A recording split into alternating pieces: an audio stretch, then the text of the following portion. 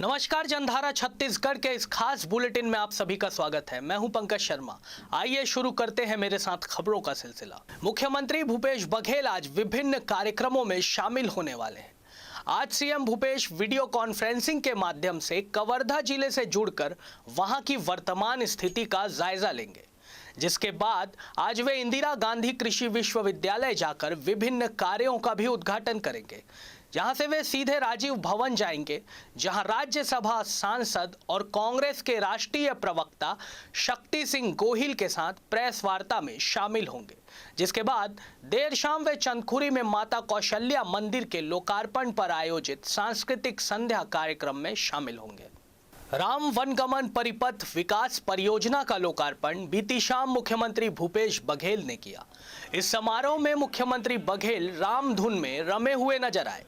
इस आयोजन के दौरान अनेक अवसर ऐसे आए जब मुख्यमंत्री ने कार्यक्रम प्रस्तुत कर रहे कलाकारों की धुन के साथ अपनी ताल मिलाई। जब छत्तीसगढ़ के लोक कलाकार मानस भजन प्रस्तुत कर रहे थे, तब वे खंजरी लेकर मानस मंडली के बीच बैठ गए और स्वयं खंजरी बजाने लगे। इसी तरह जब बॉलीवुड के प्रसिद्ध कलाकार शंकर महादेवन अपनी प्रस्तुति दे रहे थे, तब उनके गीतों पर वे थिरकते नजर आए।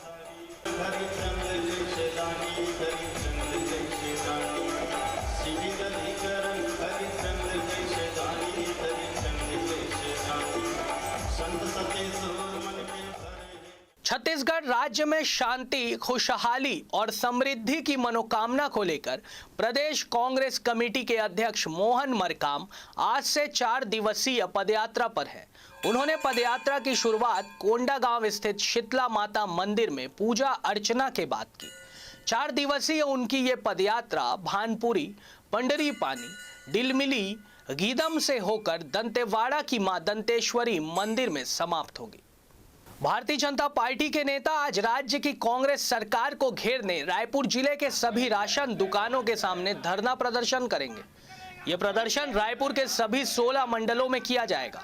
गौरतलब है कि कुछ दिनों पहले ही भारतीय जनता पार्टी के नेताओं ने प्रेस वार्ता लेकर सरकार पर 1500 करोड़ रुपए के चावल घोटाले का आरोप लगाया था, जिसके बाद अब इस घोटाले को लेकर भाजपा नेता सड़क पर उतरने जा रहे हैं। आज के प्रदर्शन में पूर्व मंत्री बृजमोहन अग्रवाल, राजेश मूणत, रायपुर जिले के अध्यक्ष श्रीचंद सुंदरानी समेत बहुत से भारतीय जनता पार्टी के नेता, पदाधिकारी और कार्यकर्ता भी मौजूद रहेंगे। अभी लेते हैं एक छोटा सा ब्रेक।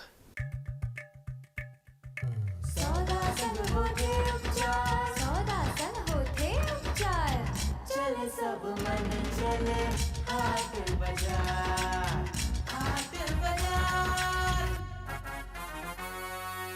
राष्ट्रपिता महात्मा गांधी की जयंती पर वर्ष 2019 में शुरू की गई मुख्यमंत्री हाट बाजार क्लिनिक योजना को 2 वर्ष पूरे हो गए हैं। छत्तीसगढ़ के दुर्गम क्षेत्रों में रहने वाले ग्रामीणों को चिकित्सा सुविधा उपलब्ध कराने में ये योजना कारगर साबित हो रही है। इस योजना के अंतर्गत स्वास्थ्य कर्मी हाट बाजारों में जाकर ग्रामीणों का स्वास्थ्य परीक्षण, उपचार और दवा का वितरण करते हैं। 2 साल में राज्य के 10 लाख से ज्यादा ग्रामीण इस योजना से लाभान्वित हो चुके हैं। साथ ही ग्रामीण क्षेत्रों में मातृ एवं शिशु मृत्यु दर में कमी आई है।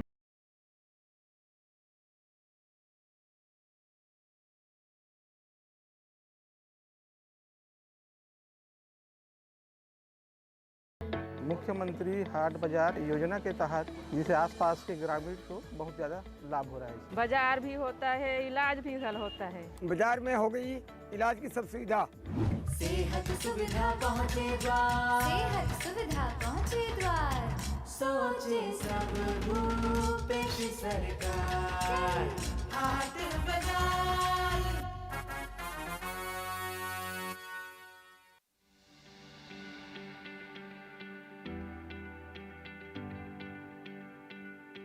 ब्रेक के बाद एक बार फिर आप सभी का स्वागत है। कोविड से जिन लोगों की मौत हुई, उनके परिजनों को मुआवजा देने की प्रक्रिया रायपुर जिला प्रशासन ने शुरू कर दी है। इसके लिए आवेदन रायपुर के तहसील कार्यालय में दिए जा सकते हैं। 15 अक्टूबर तक मृतकों के परिजन या कोई भी करीबी रिश्तेदार इसके लिए आवेदन कर सकता है। छत्तीसगढ़ सरकार द्वारा मिले निर्देश के बाद कोविड-19 से मृत व्यक्ति की राज्य आपदा मोचन निधि के तहत 50,000 रुपए की सहायता राशि दी जानी है। इसके लिए कोविड-19 से मृत व्यक्ति के परिजनों को एक तय फॉर्मेट में आवेदन करना होगा। यह आवेदन कैसे और कहां जमा करना है, इस बारे में कोई भी व्यक्ति जिला कार्यालय जाकर जानकारी ले सकता है। इधर कवर्धा की घटना अब राजनीतिक रंग लेने लगी है।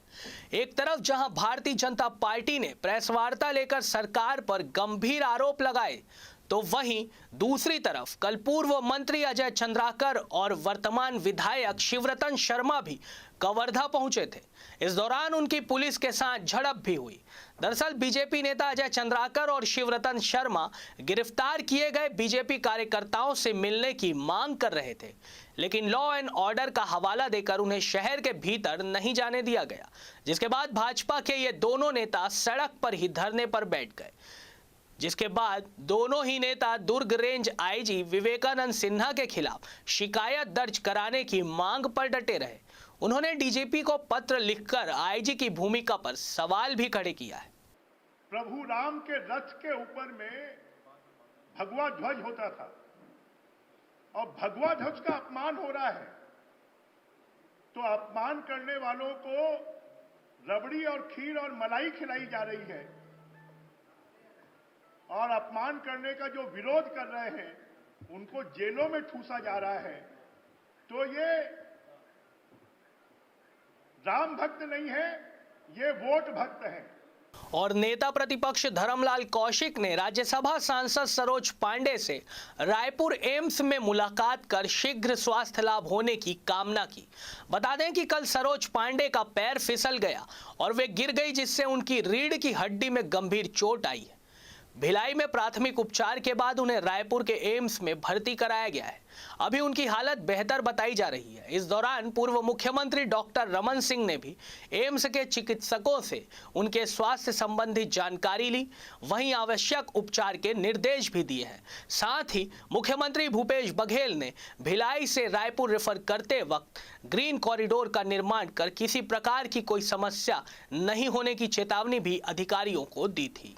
अब वक्त हो चला है हमारे खास कार्यक्रम हमारे वीआईपी का, तो चलिए सीधे रुख करते हैं हमारे सहयोगी कमल शर्मा का, जो आज हमें मिलाएंगे हमारे आज के खास मेहमान से।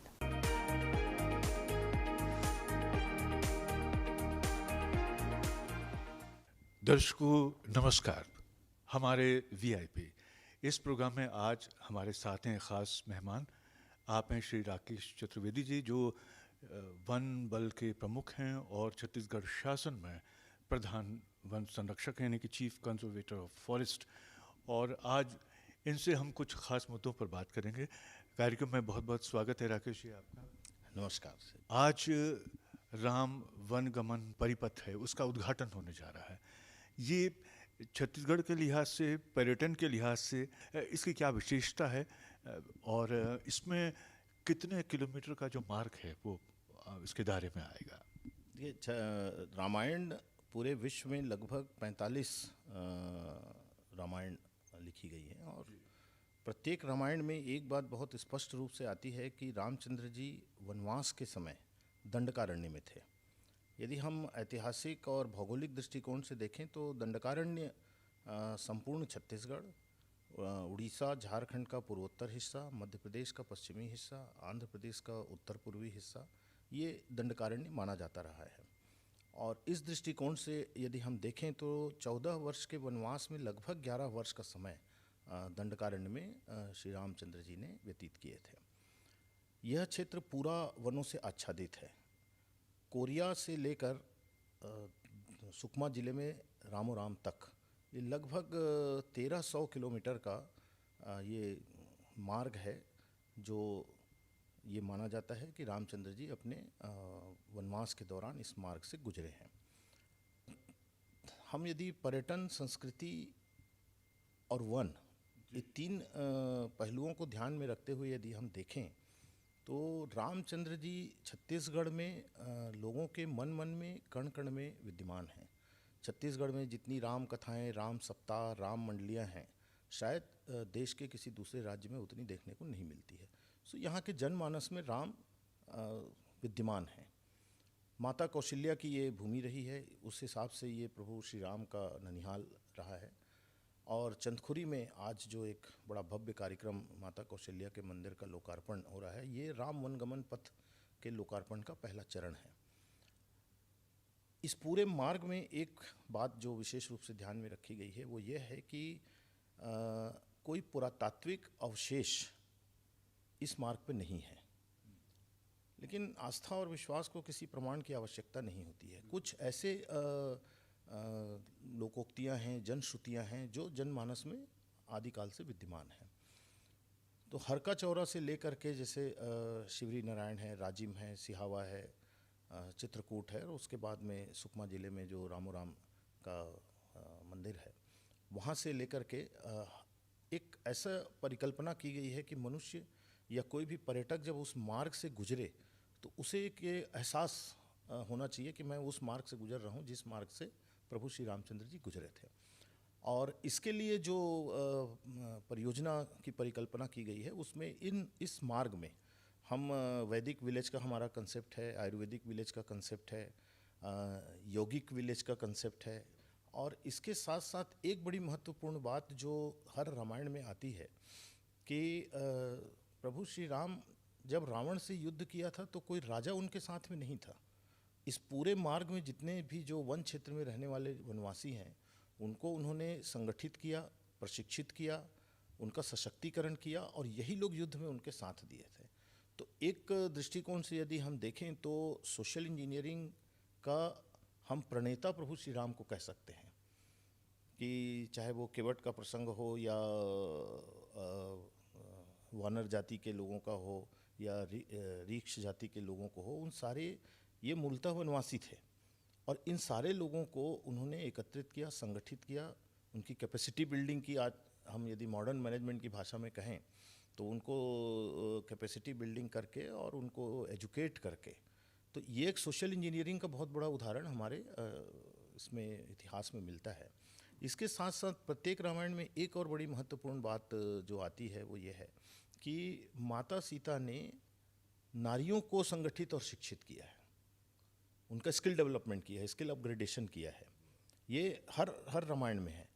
तो हमारी जो परिकल्पना है, राज्य सरकार की जो परिकल्पना है इस परियोजना पथ पे, कि इस मार्ग पे आने वाले जितने भी ग्राम हैं या वनवासी समूह हैं उनको हम संगठित करें, प्रशिक्षित करें, उनका स्किल अपग्रेडेशन करें, और ये कार्य जो विभिन्न स्व सहायता समूहों के माध्यम से महिलाओं को जो रोजगार के अवसर दे करके एक कार्य पिछले 2-2.5 वर्षों से किया जा रहा है, तो हम एक इसको इंटीग्रेटेड समन्वित रूप में देखेंगे कि जब व्यक्ति हरका चौरा से चले उस मार्ग पर, तो उस मार्ग पर उस काल के जो संस्कार हैं, आचरण हैं, वो देखने को मिले, जिसके लिए हमने वैदिक विलेज की परिकल्पना की है। वहाँ योग, प्राणायाम, ध्यान, मेडिटेशन, नेचुरोपैथी, ये सारी चीज़ के सेंटर्स रहें, प्लस उस मार्ग में पढ़ने वाले जो हमारे वनवासी हैं उनको स्किल अपग्रेडेशन का काम भी वहाँ पर दिखे। तो इससे जहाँ एक और पर्यटन की संभावनाएं राष्ट्रीय अंतर्राष्ट्रीय स्तर पर बढ़ेंगी, दूसरी ओर हमारी संस्कृति का जो एक संरक्षण, संवर्धन और विकास है, इस दिशा में भी एक बहुत महत्वपूर्ण कदम होगा। और तीसरा, उस मार्ग में पढ़ने वाले जितने ग्राम हैं वहाँ के वनवासियों को इससे रोजगार के नए अवसर मिलेंगे। दर्शकों, हमारे साथ थे छत्तीसगढ़ के वन बल प्रमुख और प्रधान संरक्षक, वन संरक्षक राकेश चतुर्वेदी जी। और ये कार्यक्रम आपको कैसा लगा इस बारे में हमें ज़रूर ईमेल करके बताइएगा, हमें बहुत खुशी होगी। धन्यवाद।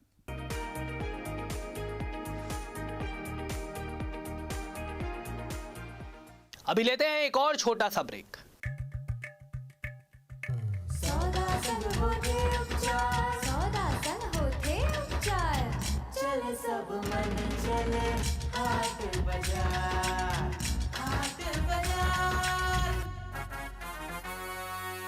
राष्ट्रपिता महात्मा गांधी की जयंती पर वर्ष 2019 में शुरू की गई मुख्यमंत्री हाट बाजार क्लिनिक योजना को 2 वर्ष पूरे हो गए हैं। छत्तीसगढ़ के दुर्गम क्षेत्रों में रहने वाले ग्रामीणों को चिकित्सा सुविधा उपलब्ध कराने में ये योजना कारगर साबित हो रही है। इस योजना के अंतर्गत स्वास्थ्य कर्मी हाट बाजारों में जाकर ग्रामीणों का स्वास्थ्य परीक्षण, उपचार और दवा का वितरण करते हैं। 2 साल में राज्य के 10 लाख से ज्यादा ग्रामीण इस योजना से लाभान्वित हो चुके हैं। साथ ही ग्रामीण क्षेत्रों में मातृ एवं शिशु मृत्यु दर में कमी आई है।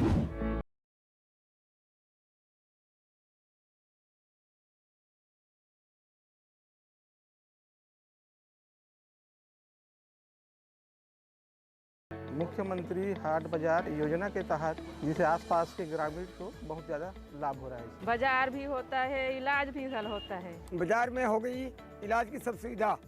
सेहत सुविधा पहुँचे द्वार, सेहत सुविधा पहुँचे द्वार, सोचे सब भूपेश सरकार, हाट बाजार।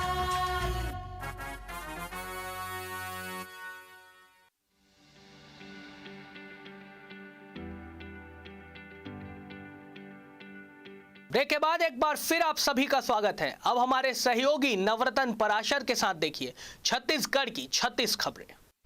छत्तीसगढ़ कांग्रेस में विधायकों के नए उभर रहे समूह ने एक वरिष्ठ मंत्री के खिलाफ बगावत शुरू कर दी है।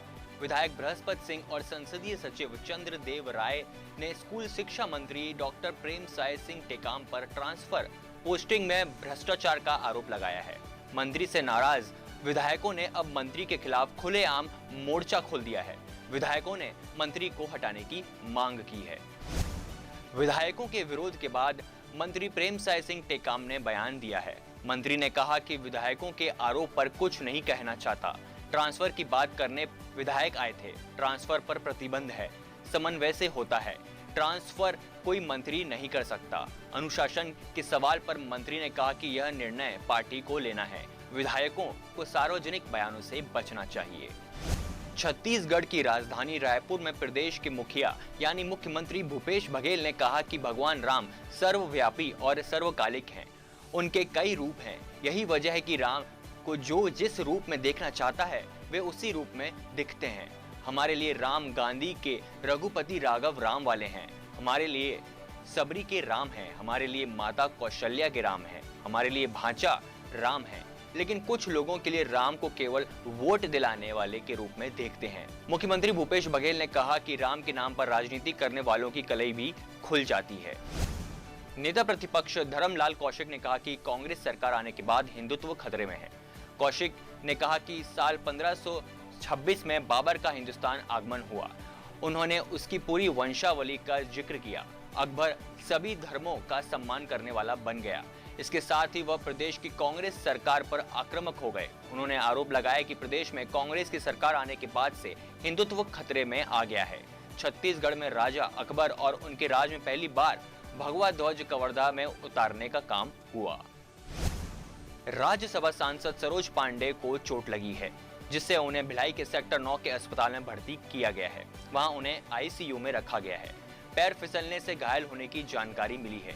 जानकारी के मुताबिक राज्यसभा सांसद सरोज पांडे गुरुवार को रिसाली स्थित निवास में घायल हो गई। पूजा के दौरान वह असंतुलित होकर गिर पड़ी। इससे उनके कमर के नीचे चोट आई। उन्हें भिलाई इस्पात संयंत्र के सेक्टर 9 स्थित अस्पताल के आईसीयू वार्ड में रखा गया है। 2 साल बाद यह पहला मौका है जब रायपुर में गरबा आयोजन को छूट मिली है। हालांकि गरबा के आयोजन को कई तरह की बंदिशों के साथ मंजूरी मिली है। रायपुर कलेक्टर सौरभ कुमार ने इसे लेकर गाइडलाइन जारी कर दी है। कार्यक्रम स्थलों पर सिर्फ कोविड वैक्सीन की दोनों डोज लगवा चुके लोगों को ही एंट्री मिलेगी। एंट्री गेट पर सभी का वैक्सीनेशन सर्टिफिकेट जांचा जाएगा। मंत्री गुरु रुद्र कुमार ने सेजबहार स्थित गुरु घासीदास व्यावसायिक परिसर का लोकार्पण किया। मंत्री गुरु रुद्र कुमार ने इस अवसर पर कहा कि युवाओं को रोजगार से जोड़ना हमारी सर्वोच्च प्राथमिकता रही है। यह एक जागरूक समाज की अच्छी पहल है जो युवाओं को रोजगार उपलब्ध कराने के लिए इस प्रकार के अधोसंरचना का निर्माण कर रहा है। इस अवसर पर मंत्री गुरु रुद्र कुमार ने सेजबहार स्थित गुरु घासीदास व्यावसायिक परिसर का लोकार्पण किया। मंत्री गुरु रुद्र कुमार ने इस अवसर पर कहा कि युवाओं को रोजगार से जोड़ना हमारी सर्वोच्च प्राथमिकता रही है। यह एक जागरूक समाज की अच्छी पहल है जो युवाओं को रोजगार उपलब्ध कराने के लिए इस प्रकार के अधोसंरचना का निर्माण कर रहा है। छत्तीसगढ़ राज्य पिछड़ा वर्ग आयोग के नवनियुक्त अध्यक्ष थानेश्वर साहू ने गुरुवार को अपना पदभार ग्रहण किया। कार्यक्रम का आयोजन नए सर्किट हाउस में किया गया। कार्यक्रम में मौजूद गृह मंत्री ताम्रध्वज साहू ने कहा कि पदभार ग्रहण करने के साथ ही आयोग के पदाधिकारियों की जिम्मेदारी बढ़ गई है। उन्होंने कहा कि आयोग को अपने कार्य को व्यापक और विस्तारित करने की जरूरत है। पिछड़ा वर्ग में शामिल जातियों के हितों के लिए कार्य योजना तैयार की जाए। छत्तीसगढ़ के कवर्धा जिले में तनावपूर्ण शांति है। पुलिस ने 70 लोगों की पहचान की थी। इन सभी को बुधवार देर रात तक गिरफ्तार कर लिया गया है, जबकि अन्य लोगों की पहचान के लिए वीडियो फुटेज खंगाले जा रहे हैं। क्षेत्र में तनाव की स्थिति को देखते हुए जिला प्रशासन ने गुरुवार को कर्फ्यू में ढील देने से साफ मना कर दिया है। आगे का निर्णय स्थिति को देखते हुए लिया जाएगा। वहीं शहर में घुसने से रोकने पर पूर्व मंत्री सहित कई भाजपा नेता बाहर धरने पर बैठ गए हैं। छत्तीसगढ़ की 30 साल की खिलाड़ी प्रीति यादव का चयन दुबई में फरवरी 2022 में होने वाले पैरा एथलेटिक्स के लिए हुआ है। इससे अभ्यास के लिए वह 9 अक्टूबर को साई सेंटर बेंगलुरु के लिए रवाना हो रही हैं। प्रदेश में गरियाबंद में बहुत ही पिछड़े इलाके से फिंगेश्वर के भर भाटा में रहने वाली प्रीति जन्म से नेत्रहीन है और अब तक राष्ट्रीय स्तर पर 9 पदक जीत चुकी हैं। बिलासपुर के सिरगिट्टी थाना क्षेत्र में 2 युवकों के बीच आपसी रंजिश के मामले ने गैंगवार का रूप ले लिया। दोनों युवकों के गुटों ने पहले एक दूसरे के घर जाकर मारपीट और तोड़फोड़ की। इसके बाद एक गुट ने गोविंदनगर में खड़ी करीब 20 गाड़ियों को तोड़ दिया। पुलिस ने अभी तक 10 लोगों को इस मामले में गिरफ्तार कर लिया है। रायपुर शहर के समीप पावन धाम चंदखुरी में शुरू हो रहे माता कौशल्या मंदिर परिसर के जीर्णोद्धार और सौंदर्यीकरण कार्य के लोकार्पण और 3 दिवसीय सांस्कृतिक कार्यक्रम में निःशुल्क स्वास्थ्य शिविर के साथ कोरोना वैक्सीनेशन का कार्य भी किया जाएगा। मुख्य चिकित्सा एवं स्वास्थ्य अधिकारी रायपुर डॉक्टर मीरा बघेल ने बताया कि इसके तहत माता कौशल्या मंदिर चंदखुरी और पुलिस एकेडमी ग्राउंड चंदखुरी में कोरोना वैक्सीनेशन के लिए 8 टीमें बनाई गई हैं। भाटा गांव स्थित 150 MLD फिल्टर प्लांट की साफ सफाई को लेकर जल कार्य विभाग ने तैयारी कर ली है। इस दौरान आज शाम को 23 रिजर्वायर्स से पानी की सप्लाई प्रभावित रहेगी। नगर निगम ने पहले से ही लोगों को सूचित कर दिया है ताकि वे पानी की व्यवस्था कर लें और उन्हें परेशानी नहीं उठानी पड़े। कोरबा के सार्वजनिक स्थल पर बैठकर जाम छलका रहे 4 बदमाशों ने 112 की गाड़ी में पहुंचे आरक्षक और कोटवार की जमकर पिटाई कर दी। दरअसल कोटवार ने ही शराब पीकर हंगामा करने की सूचना पुलिस को दी थी। मुखबिरी करने से खफा होकर बदमाशों ने पुलिस कर्मी के सामने ही कोटवार के साथ हाथापाई करने लगे। यह देख पुलिस कर्मी बीच बचाव करने गया तो उसे भी पीट डाला। इस मामले में पुलिस ने सभी आरोपियों को गिरफ्तार कर शासकीय कार्य में बाधा का मामला दर्ज किया है। कोरबा में स्वच्छ पेयजल नहीं मिलने से नाराज लोगों ने नगर निगम के बांकी मोगरा जोन कार्यालय के समक्ष प्रदर्शन कर घेराव किया। 2.5 घंटे चले इस आंदोलन के बाद ग्रामीणों ने गेट में मटका फोड़ा और नगर निगम कर्मी को ज्ञापन सौंपा। इस दौरान उन्होंने कहा कि यदि समस्या का निराकरण नहीं किया जाता तो उग्र आंदोलन का रास्ता अख्तियार किया जाएगा। मुख्यमंत्री भूपेश बघेल ने महाराजा अग्रसेन जयंती की प्रदेशवासियों को बधाई और शुभकामनाएं दी हैं। बघेल ने अपने शुभकामना संदेश में कहा कि महाराजा अग्रसेन समाजवाद के प्रेरणा और प्रखर राष्ट्रभक्त थे। लोकतांत्रिक शासन व्यवस्था और सामाजिक समानता उनके जीवन मूल्य रहे।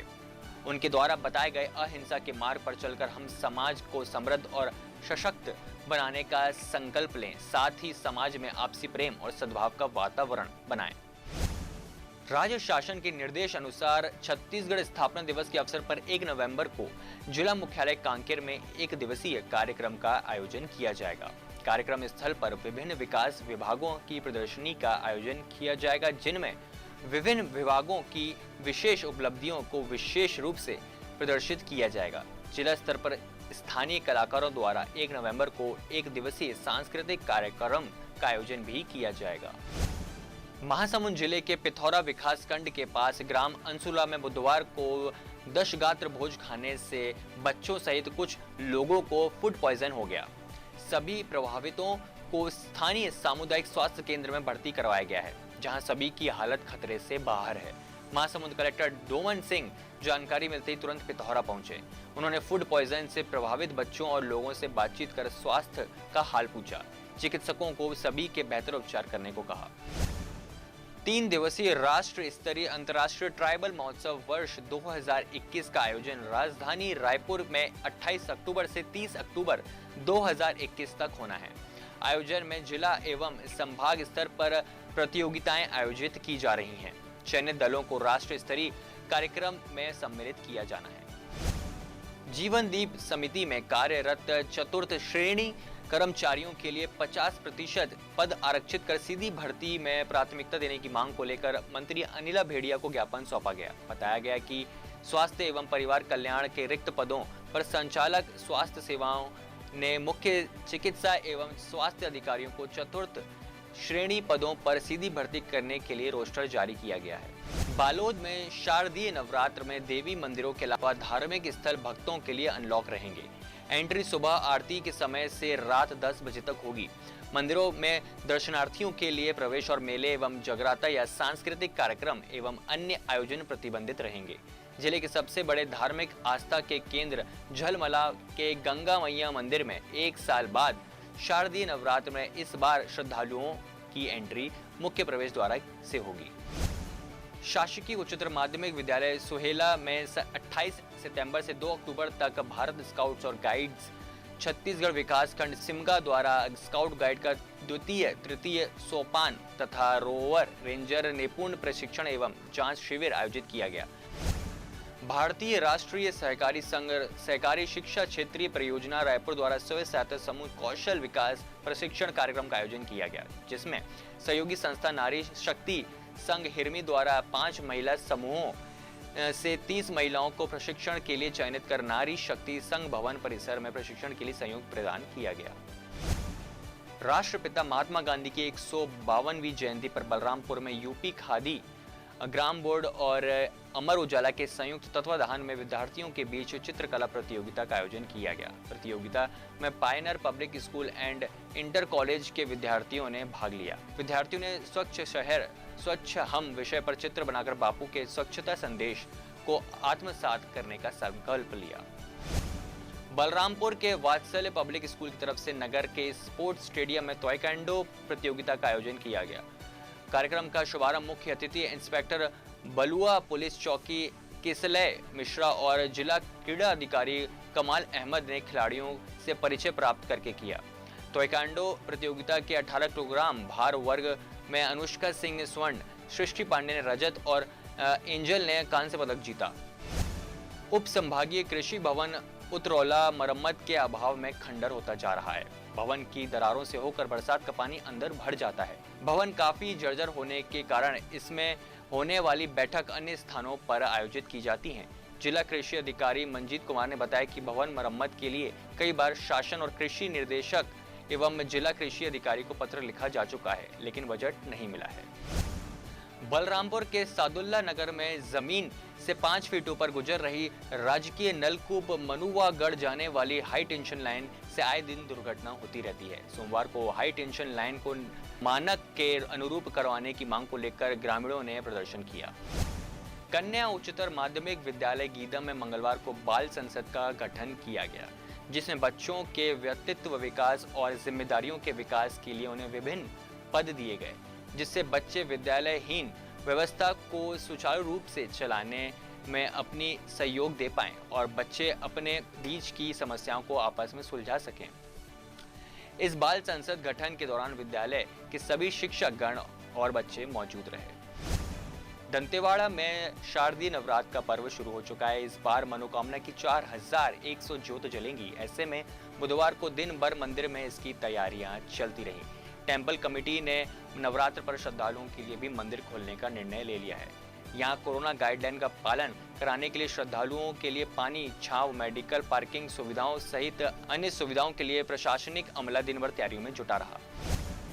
राजधानी के सरकारी अस्पतालों और क्लिनिक में अपॉइंटमेंट लेने की ऑनलाइन सुविधा का उपयोग इतनी तेजी से बढ़ गया है कि राजधानी के रोजाना औसतन 3000 लोग इसी तरीके से अपॉइंटमेंट ले रहे हैं।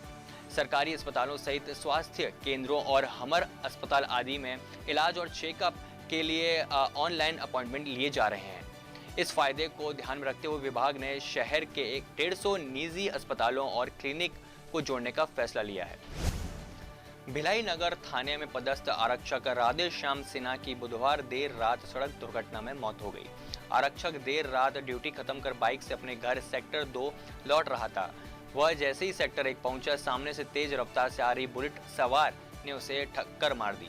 दुर्घटना के बाद आरक्षक और बुलेट सवार को सेक्टर 9 अस्पताल भेजा गया, जहां डॉक्टरों ने आरक्षक को मृत घोषित कर दिया।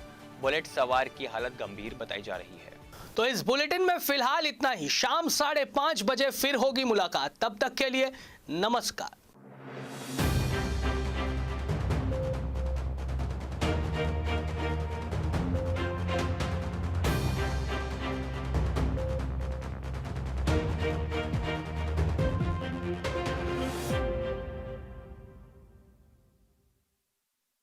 सचलाई